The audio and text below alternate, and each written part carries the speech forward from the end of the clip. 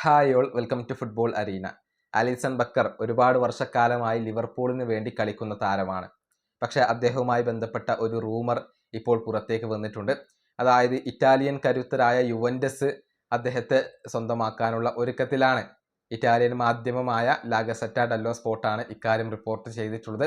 ഈ സീസണിന് ശേഷം ആലിസണെ കൊണ്ടുവരാനാണ് ഇപ്പോൾ യുവൻറ്റസ് ഉദ്ദേശിക്കുന്നത്. ഈ ബ്രസീലിയൻ താരം ഗ്രീൻ ലൈറ്റ് നൽകിക്കഴിഞ്ഞു എന്നാണ് അറിയാൻ സാധിക്കുന്നത്. 3 വർഷത്തെ ഒരു കരാറായിരിക്കും ഈ താരത്തിന് അവർ വാഗ്ദാനം ചെയ്യുക.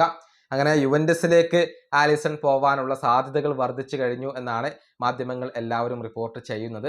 പക്ഷേ ഒരൊറ്റ കണ്ടീഷൻ മാത്രമാണ് ഉള്ളത്. അടുത്ത ചാമ്പ്യൻസ് ലീഗിന് യുവൻറ്റസ് യോഗ്യത കരസ്ഥമാക്കേണ്ടതുണ്ട്.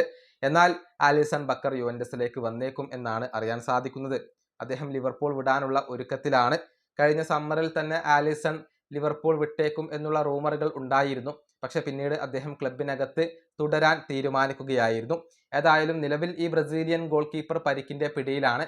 പക്ഷേ വേൾഡ് കപ്പ് ആവുമ്പോഴേക്കും താൻ തിരിച്ചെത്തും എന്നുള്ളത് അദ്ദേഹം പറഞ്ഞിട്ടുണ്ട്.